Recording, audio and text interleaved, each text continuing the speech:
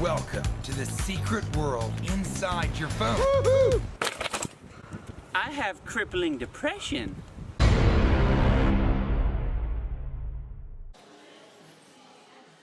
So I'm at the cinema right now. I'm going to be watching the Emoji Movie in about 20 minutes. Yes, the Emoji Movie. There's Gene, there's Wild Style, and there's Patrick Stewart. How did you go from playing the legendary Professor Xavier to literally being a piece of shit? Today is August 20th, and in Hungary, today is a national holiday, the day that celebrates our nation with family meetups, lots of food, fireworks. So while everyone else is out enjoying themselves, I'm going to be stuck in there watching something with a 0% critic rating that some people are calling the worst movie of all time. Yay. I'm expressing with my full capabilities, and now I'm living in correctional facilities, cause some don't agree with how... Give Us Your Money is the best movie I've seen all year. Buy a Sony phone please is the best thing in the history of cinema. Teenage Pandering the movie is a masterpiece of our generation, and I am honoured to have witnessed it. The Emoji Movie is my favourite movie of the year. Wait, I was right the first time. Give Us Your Money is the best movie I've seen all year. Don't get me wrong, the Emoji Movie is the most insulting, preposterous, awful, disgusting piece of Patrick Stewart that I have ever seen in my life. It's badly written, uninspired, and just all around badly made. I have seen good movies this year. I have seen great movies this year. I have seen amazingly creative, well-written, well-directed, fantastic movies this year. And yet I liked the Emoji Movie more than any of the movies I've seen. Because as much as SONY Pictures Animation wants to remind you that this is in fact a movie, I don't think it is. It's not a movie. It's a lesson. Ha! Gay! If you follow the film communities on YouTube, then no doubt you will have come across some video essays. Video essays are well-crafted professional insights into what ingenious techniques, motifs, and screenwriting tricks the best movies do to make themselves so memorable. For motifs, we look at The Dark Knight Rises. For a lesson in how to do stunning practical effects, we looked at Mad Max Fury Road. For using animation to convey emotion and using character design creatively, we can analyze any number of Pixar films. But for the video essays that look at good movies, there are also the videos that look at the mistakes in bad movies and how to avoid them. For bad character development, we look at Batman v Superman. For product placement, cheesy scenes, and pointless filler, we look at The Amazing Spider-Man 2. For oversaturation of a certain product until it becomes insufferable, we look at Minions or Frozen. Well, guess what? All that effort you put into your 70-minute video essay has just gone to waste, and all of your research has just been flushed down the toilet emoji. All of those things I just mentioned, bad character development, product placement, filler, oversaturation, everything can be found in this neat little 90-minute package on how not to do basic filmmaking, which is strangely called the Emoji Movie. This is the perfect anti-film. We have no need to look at Minions for oversaturation when you can just point your plushy Patrick Stewart at the camera, and we are reminded how a pretty funny concept can become the bane of pop culture, and how you let out a groan every time anyone mentions this product to you. Oh look, it's Patrick Stewart. This is literally 90 minutes of filler product placement with a cliche story with a generic be yourself message that is hammered into your brain so hard every 5 minutes you start to dissolve and ascend to a higher plane of existence. This will be a movie that the generations can learn from, and if someone manages to create a movie that does the exact opposite of everything this movie did wrong, you will learn to be a better filmmaker, which is why I love this movie so much. It's a lesson. But putting aside all of my philosophical waxings on educating the new generation, this is honestly the biggest piece of Patrick Stewart I have ever seen in my life. So let's get started. What's up, high five? There are 3 main personalities at play in the Emoji Movie. The first one is in the form of Gene, played by TJ Miller, a generic social outcast who has bigger dreams for life but has no friends. Did anybody say cliche? Then there's the fat, annoying character who is painfully unfunny, is no one's favourite in terms of anything, and sounds like James Corden. Kind of like James Corden. Again, this is something that we have all seen before. Then there's this character who is an anti-conformist, who doesn't want her whole life to be lived playing by the rules of the evil dictator of the fictional world filled with yellow cartoon characters. She escapes her home and becomes an independent individual with a bright hair colour. It turns out later that she is a secret princess. Literally all of that sentence that I just said should explain why I hate Jailbreak. She's also feisty, clever, doesn't want to be in a relationship, is overpowered in every way, and is a Mary Sue. Her only character flaw is that she can't dance. That's it. That is the one character flaw she has. I got no groove. Everybody can dance. See? Stop. She has to stop. I see now what you are saying. But then she ends up dancing anyway, so whatever, you can just forget about it. Mary Sue, feisty, doesn't want to be held down, feminist. That of course makes her a strong independent woman who don't need no man.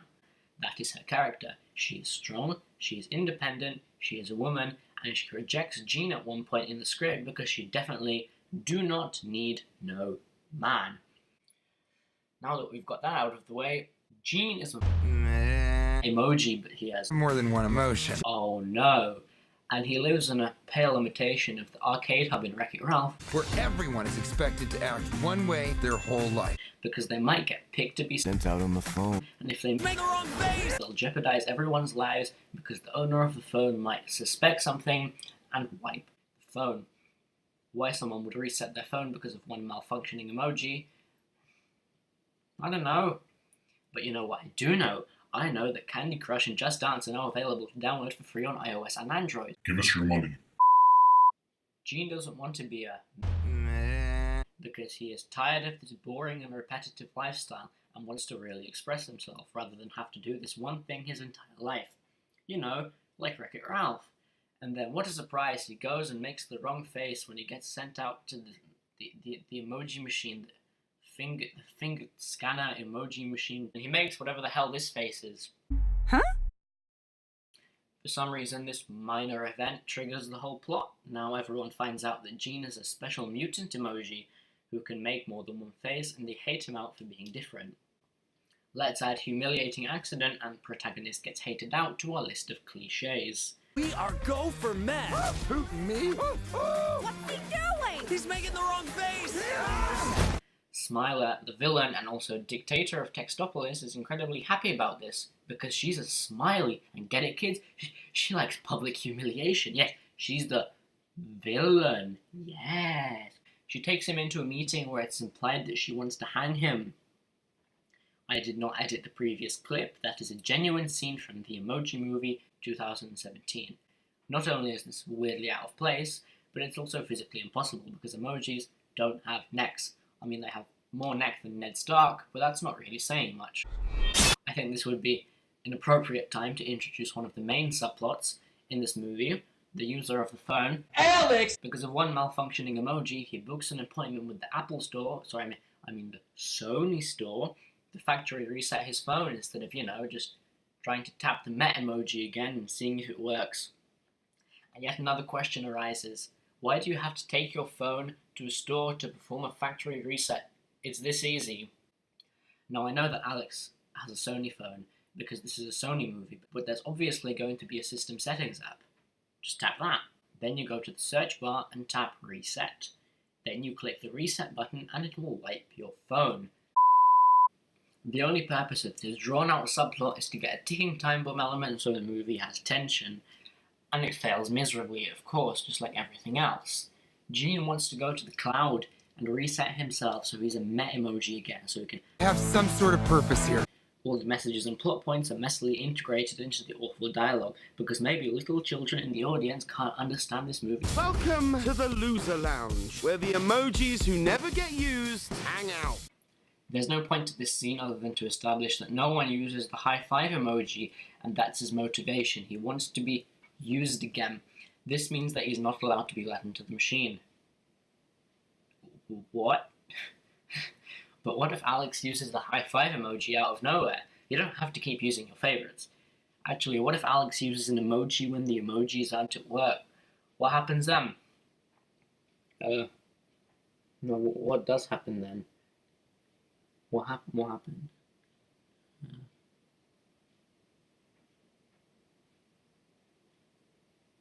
Remember to download Dropbox, Twitter, and Candy Crush, which are now all available on both iOS and Android devices. Give us your money. But how do you get to the cloud? You need a hacker.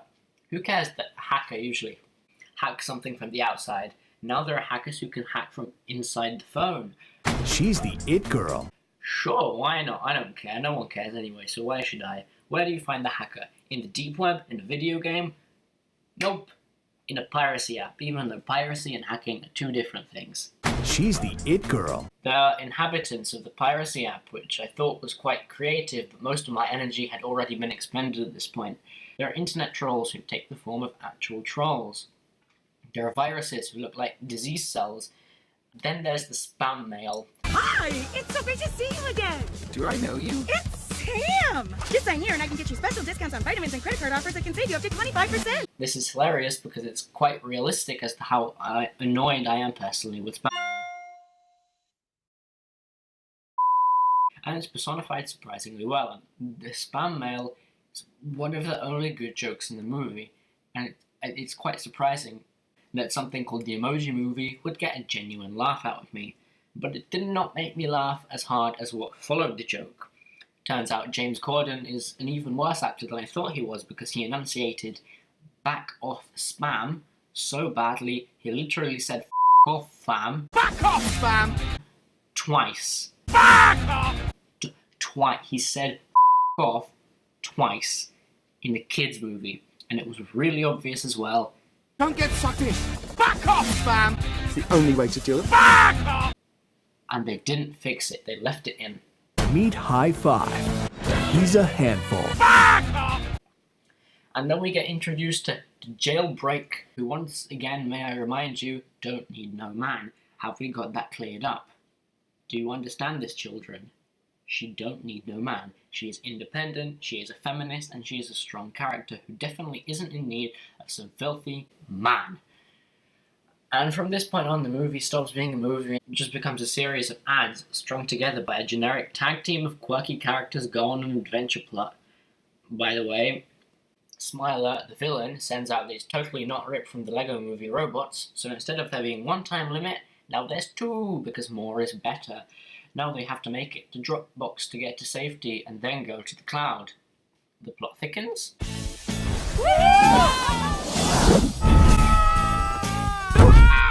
Ow! Where am I? Candy Crush. Oh look, it's the Candy World from Wreck-It Ralph, but without any of the fun or the interesting characters. I say that because these three misfits who've known each other for 5 minutes can handle complex teamwork without getting to know each other at all. They're not friends, and yet they can work together like they can read each other's thoughts. That's the payoff of about 100 minutes, not 5. That's a tidy little screenwriting trick to get out of thinking about logical character development. Just throw colourful Patrick Stewart at the screen and make the audience forget that you're not really doing a very good job. Special candies get transported to that jar. The game might think you're a special candy. I sort of thought it sounded quite a charming tale of these things that you use in your life all the time. The notion that they might have something to lose. The game might think you're a special candy. So Gene explodes, but it's just a hallucination by Jailbreak, and instead he what? And instead he what? And instead he escapes, and James Corden starts licking him. You were trying to see if I had somehow turned into candy, weren't you? Yes, I was. And you have not. Oh wow, I'm really in the mood for some Candy Crush right now. Hey, let's see if I can download it. Oh look, it's free on both iOS and Android devices. Who knew? Despite how much I hate it, this scene is not long enough. I don't like this plot, but if you're going to do this plot, at least try and commit to it. There's no sense of danger, probably because the pacing is awful.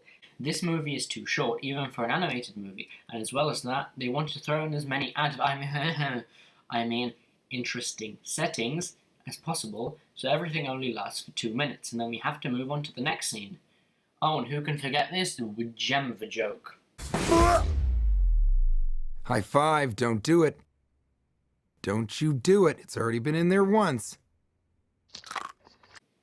God, have the fireworks start. No fireworks. God, when's this movie gonna end?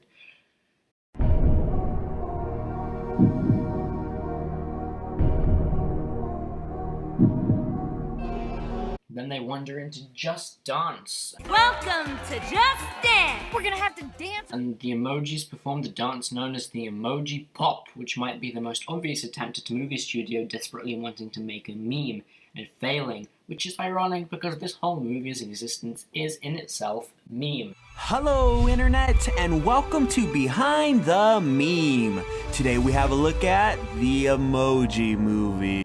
Then High Five gets thrown into the trash because James Corden is trash and we have to rescue him.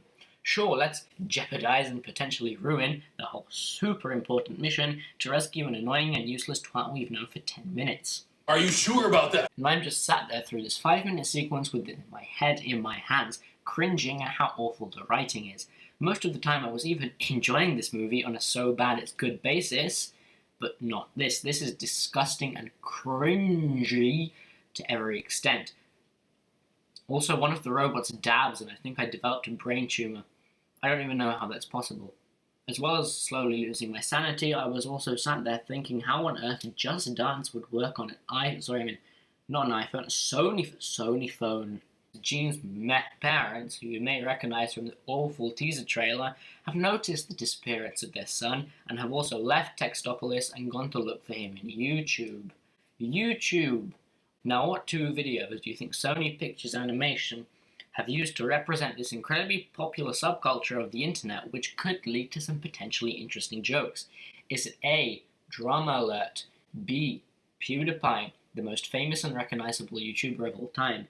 Is it C, jacksfilms, the man who single-handedly created a cult following for your garbage movie by ironically advertising it for 7 months? I've had a blast watching your videos. Oh boy, which one was it? Was it this one? Or maybe that one?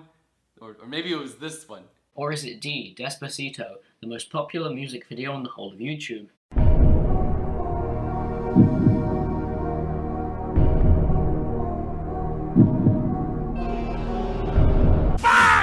It's actually Pen Pineapple Apple Pen, a disgustingly unfunny meme which is so dated that it was dated before the movie even came out.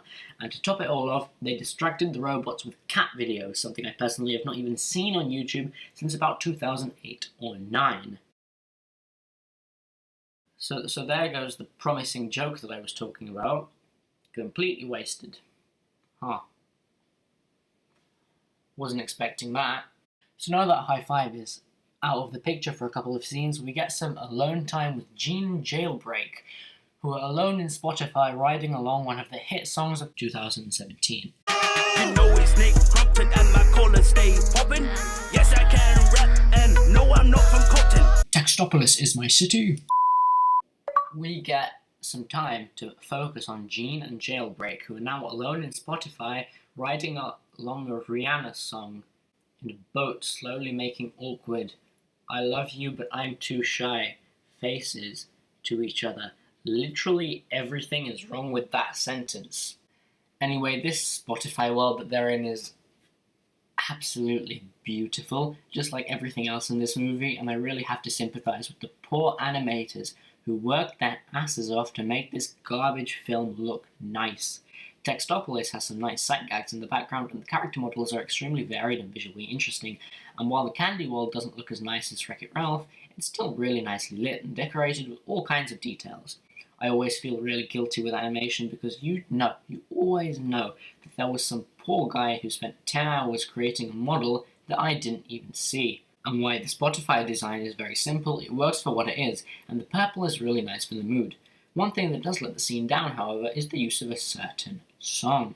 It was in the establishing shot for the Spotify app where lots of different music streams all collided in this nice looking waterfall, and I heard Whip Nae Nae for about 3 seconds and it really pissed me off. I really hate that song.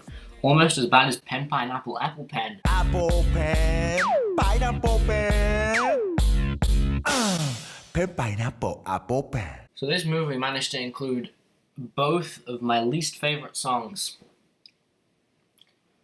What an achievement. They leave and rescue Hi-Fi from the trash. This scene is very bland and I don't even care at this point. Where did they get the pulley to winch High Five out of the trash bin app? It would have been much more entertaining to see Gene and Jailbreak break into YouTube and steal a pulley from a video or something. Right, so now we've got James Corden back. Yay! And now that they do, they can finally make their way to Dropbox, because apparently that's the only way to access the cloud. Wait, what? Dropbox, apparently that's the only way to... What? You can access the cloud through photos, through your notes, through your settings. There is definitely more than one way to get to the cloud. And to make the matters more stupid, Gene, Jailbreak, and James Corden suddenly develop magical teleporting powers in which they can cover tremendously large distances in an impossibly short amount of time. It took them 20 to 30 minutes to get from Textopolis to Spotify through Candy Crush and Just Dance, but then they have to go back to the trash bin to rescue High Five. Not only do they cover that distance in 1 minute, but after rescuing High Five, they somehow make it all the way to Dropbox just by turning a corner. Yes! And again, this leads to another problem. Why did you have to go through Candy Crush and Just Dance and Spotify to get to Dropbox? Why couldn't you just go, around? If you can cover that much distance in no time with your magical teleporting powers, you could have gotten to Dropbox in 5 minutes, and this movie would be over. Speaking of which, is the movie over yet? Nope. We have to make it to Dropbox. It's the safest software on the internet. Nothing bad can get inside it, is a genuine line from the Emoji Movie, which really shows the sloppy screenwriting process of this product. I bet Dropbox wasn't originally even going to be in the movie. But then the company realized they could make some serious AdSense off of this. Patrick Stewart. Then they proceeded to dump a truckload of money onto the front door of Sony Pictures Animation, and everyone lived happily ever after. The end. I kind of forgot what happened after that because I was too busy collecting symptoms for eye cancer, but I do remember that when they reached Dropbox, the characters were sat in a box. And it dropped. And then I think High Five throws up the candy corn again, or something, but he doesn't eat it this time. I think that's meant to be like a setup payoff joke, but the setup isn't funny, and the payoff is just the setup, but missing the ending. Wait, why am I overthinking this? And how did all that candy fit inside High Five?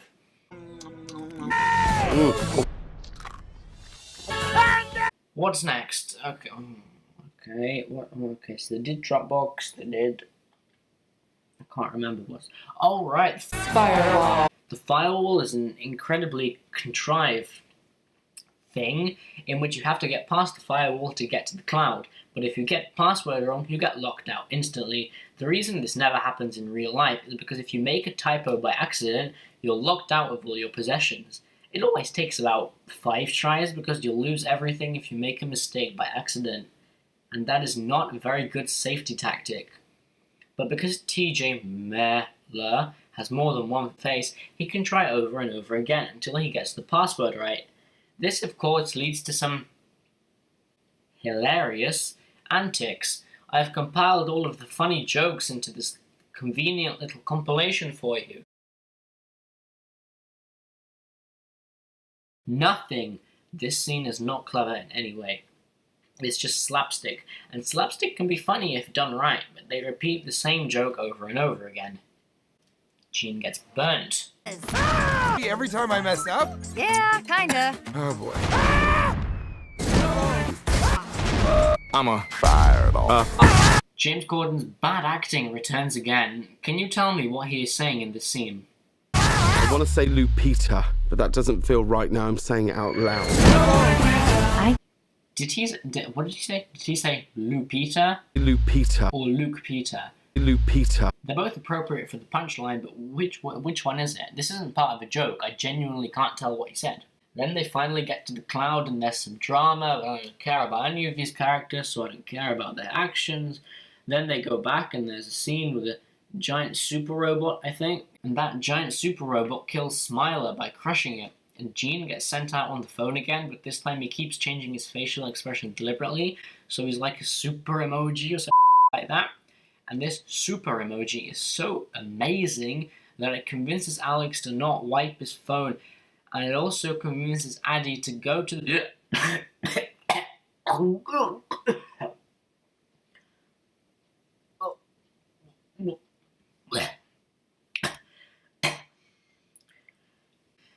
Have the fireworks started yet? No? Still no? Really? And now right at the end of the movie, all the characters proceed to do the emoji pop dance. Every single one of them, because it isn't a terrible kids movie without a big dance number at the end.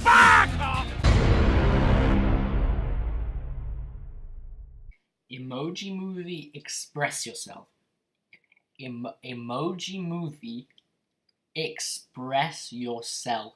Really, you put express yourself in the title? In the title. How f***ing low do you have to go to put the message in the title? This fact alone just proves how little the filmmakers cared about this. They're not even going to try to subtly hide the message inside the movie, are they? Are they? No, of course not. They're just going to tell us flat out in the title of the movie what to feel and what to get out of it. The whole film might as well have been tjmiller.jpg for 90 minutes, and on the 91st minute he says, "Remember to be yourself, kids," and the subtlety level would have been the same. If your movie can make millions of dollars without even trying, why can't all movies do this? Has cinema just devolved into mindless drivel and doesn't even care? Poop jokes! What do we do after we go potty? Should we wash our hands? Just doing my duty. What?